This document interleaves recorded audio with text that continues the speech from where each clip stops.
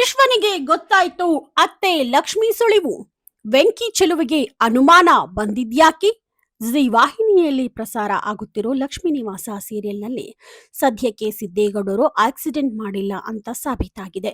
ಭಾವನಾ ಕಷ್ಟದ ದಿನಗಳು ಕಳೆದಿವೆ. ಶ್ರೀಕಾಂತ್ ಬದುಕಿರೋದು ಮನೆಯವರಿಗೆ ಖುಷಿ ನೀಡಿದೆ. ಆದ್ರೆ ಇತ್ತ ಲಲಿತಾ ಸಾವಿನ ಸತ್ಯ ಯಾರಿಗೂ ತಿಳಿದಿಲ್ಲ.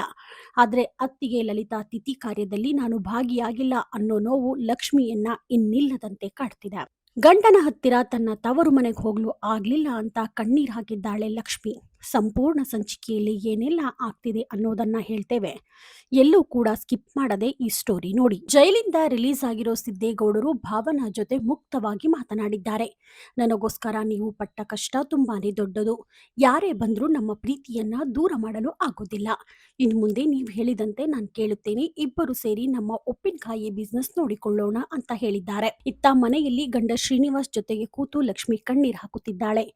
ನಾನು ತವರ ಮನೆಗೆ ಹೋಗಿ ಅತ್ತಿಗೆ ಕಾರ್ಯದಲ್ಲಿ ಭಾಗಿಯಾಗಬೇಕಿತ್ತು. ನಮ್ಮ ಅಣ್ಣನಿಗೆ ಮತ್ತು ಆತನ ಮಗನಿಗೆ ನಾನೇ ಬಟ್ಟೆ ಕೊಡಬೇಕಿತ್ತು.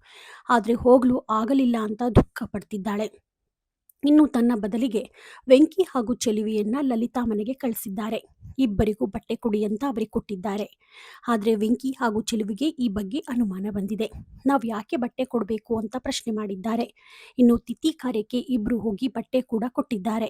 ಮನೆಗೆ ವಾಪಸ್ ಬಂದು ತಾವು ಯಾಕೆ ಬಟ್ಟೆ ಕೊಟ್ವಿ ಅಂತ ಕೇಳ್ತಾರೆ.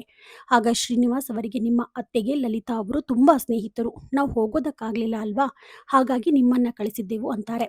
ಈ ಬಗ್ಗೆ ಕೇಳಿದ್ರೆ ಲಕ್ಷ್ಮಿ ಉತ್ತರಿಸೋದೇ ಇಲ್ಲ.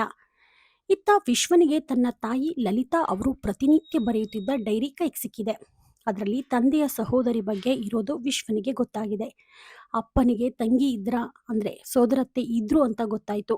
ಅವ್ರು ಯಾರು ಏನು ಅಂತ ಪತ್ತೆ ಮಾಡಬೇಕು ಅಂತ ವಿಶ್ವ ಅಂದ್ಕೊಂಡಿದ್ದಾನೆ. ಈಗಲಾದರೂ ವಿಶ್ವನಿಗೆ ಅತ್ತೆ ಲಕ್ಷ್ಮಿ ಬಗ್ಗೆ ಗೊತ್ತಾಗುತ್ತಾ ಕಾದು ನೋಡಬೇಕಾಗಿದೆ. ಇತ್ತ ತಮ್ಮ ಮನೆಯಲ್ಲಿರೋ ಜಾಹ್ನವಿನೇ ಲಕ್ಷ್ಮಿ ಮಗಳು ಅನ್ನೋ ತಿಳಿಯುತ್ತಾ ಮುಂದಿನ ಸಂಚಿಕೆಯಲ್ಲಿ ಇದಕ್ಕೆಲ್ಲ ಉತ್ತರ ಸಿಗಲಿದೆ. ಲಲಿತಾ ಸಾವಿನ ಸೀಕ್ರೆಟ್ ಅದು ಯಾವಾಗ ಹೊರಗೆ ಬರುತ್ತೆ ಅಂತ ವೀಕ್ಷಕರು ಕಾತ್ರದಿಂದ ಕಾಯ್ತಿದ್ದಾರೆ. ನೀವಿನ್ನೂ the News Peg YouTube channel subscribe ಆಗಿಲ್ಲ ಅಂದರೆ ಕೂಡಲೇ ಸಬ್ಸ್ಕ್ರೈಬ್ ಆಗಿ. ಲೇಟೆಸ್ಟ್ ಹಾಗೂ ಅಪ್ಡೇಟ್ ಸುದ್ದಿಗಾಗಿ ನೋಡ್ತಾ ಇರಿ the News Peg YouTube channel. Roopa Vishwas, the News Peg, Davanagere.